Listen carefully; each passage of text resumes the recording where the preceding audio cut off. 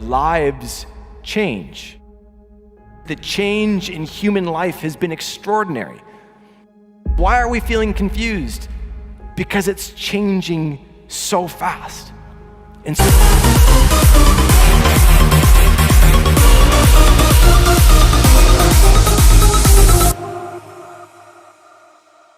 edge of the abyss, and we look out into the unknown, and the reality is that we really don't know what it looks like. We know this change has put these kind of challenges on people's shoulders, but what's it going to look like? We don't know. So then we're stuck with this next question. Well, then what do we do about it today? What do you and I do about this incredible amount of change that brings with it this unknown? How do we respond? Here's the beautiful part. We don't know what's coming. Honestly, the best experts in the world don't know. So then what's the answer? Find a way to unlock our brains. We find a way to be the ones who are ready to look into that abyss, who are ready to stand on that edge, on that frontier, and keep looking, keep thinking, keep figuring it out. We need people who are ready to roll up their sleeves and find a way through. What the coronavirus has done is it's kind of made a lot of people step back and think. Obviously, it's made a lot of people panic as well, which is no surprise. But I really want to take the time to share with you some insights, things that I have observed and seen that I think could make a huge difference to our lives. What is on your mind right now? For a lot of people, I would imagine there is a fair degree of uncertainty. There's a fair degree of fear, anxiety. I mean, we're all different, right? But I don't think there has ever been a time where there has been as many people thinking about the same thing as they're thinking about right now. There are more people out there who are wanting help. And when we look at the coronavirus and we look at what's going on, I think it really basically throws out a lot of questions, right? A lot of things, a lot of people, there's huge amounts of uncertainty. What is the legacy going to be of the coronavirus? See, when we look at humanity and we look at what's happened and what's happened before, things like this have happened before. Maybe not to this scale and maybe not to the impact, especially the biggest impact, without doubt, is going to be the economical impact, right? Just if you took a moment to think about it and think, see, everything is all connected and it's all very fragile. So when one thing kind of cracks, another thing cracks and the whole thing falls apart. And in man's search for meaning, what we're here to do, I think we are all here to grow. We do grow and then we die. So we're all here to grow, we're all here to evolve, we're all here to expand in some way. That's my view, it might not be your view.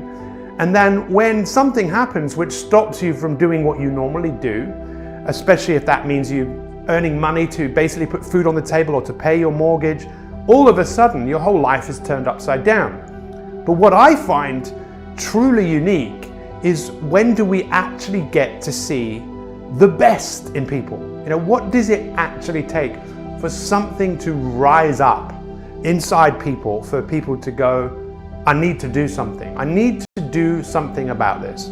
I believe the coronavirus is an amazing opportunity for us to look outside the box. When we experience fear, we go into a survival mode. And that's why you see so many people going out panic buying, because they're frightened. They're frightened that something really bad is going to happen. They're not going to be able to feed themselves and their family. And that's one of the reasons people behave that way, and that makes sense. But the fact of the matter is, it's the fact that people tend to experience way too much fear, way too much stress every single day. The majority of us are living in a state of perpetual stress. Always fear, anxiety, worry, doubt. We live in a world, you and I, we live in a system that is basically telling us, giving us messages, whether you like this or not, that you're not good enough. And you need to do something about that. You're not good enough and you need to do something. And in most cases, what you need to do is prove yourself to others by what you have, the watch, the phone, the car, the house, the job, the status. and getting people to like you and comment on you and to think that you're great. That's the world that a lot of people are living in, and it's never enough. You see, when we really look at humanity and we really look at what human beings are what we call pro-social. Pro-social. What that means is we are others directed. We cannot survive on our own. We might survive for a bit, but how long would you survive? We need each other. And human beings, and this is, I think, one of the unique opportunities that we all have right now, is to take the wisdom of the ages of people like Martin Luther King, who basically said this: the most important question, the number one question we should all be asking is, what can we do for others? What can we do for others? I believe that your future and my future is unwritten. That's what I believe, right? And we have the ability to write our future. I know some people will be really challenged by that because of what's going on right now, but I totally believe that even with all of this, there is still only one thing out there in the universe that is available to all of us, and that is possibilities. But a lot of people, they don't see that. They just see what's wrong, what's missing, what they haven't got, and it's very, very, very, very, very, very easy to do that, especially right now, isn't it? It would be such an easy thing to do, to think that.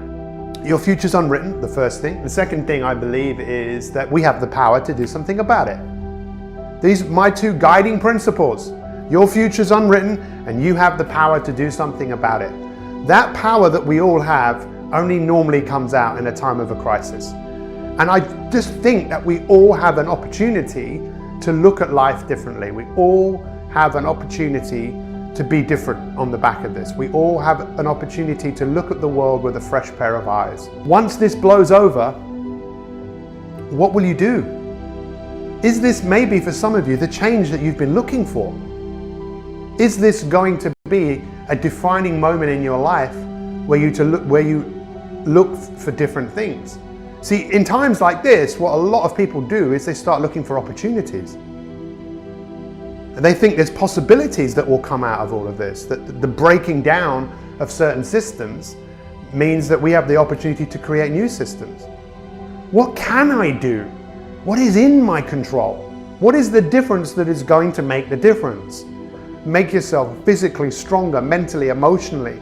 And again, that's not easy, but we were designed to work. We were designed to evolve. We were designed to go out there and be physical. That's what we are wired up to do. And you've bought into a system, we all have, that says you don't need to do that. We are caught in these systems, but hopefully I think one of the great things that have happened about all of this is a lot of people are starting to realize what is really important. How many of you appreciate your mum so much more because you can't see them today? How many of you look outside today and you think, especially here, it's beautiful, and you think, wow, I can't believe this thing is going on. Well, the question we have to ask ourselves is, well, what do we want to do about it? I see more and more people coming together. I see more and more people waking up to what is really, really important. And what is important? Humanity and being humane, being courageous, asking the question, what can I do for you? How can I serve you? Is it worth stepping back and looking at what's going on in the world and asking yourself a few questions like, do you want to carry on this way? Do you want to do things differently?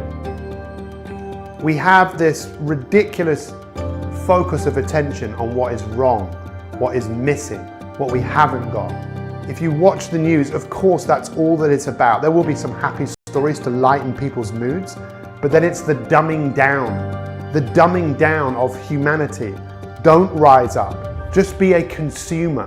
Where is the room and the space for optimism about what is possible? And what I'm asking you to do is I'm asking you to come on a revolution with me. I'm asking you to join the inspirational revolution where we are inspired about what we are going to do. And this is why I'm asking you, what are you going to do? It's going to be a big challenge for many of you to start thinking about goals during this time, but I think we need goals. Human beings are goal orientated. We need something that is in front of us. And there's never been a more important time for us to dare to dream, to think about something beyond what is going, something better. It's crazy, right? Because it's so easy just to stay where you are. And some people will just stay as they are, be a zombie for the rest of their life, but never realize there's so much more to life. And the greatest thing in life you can do is help others.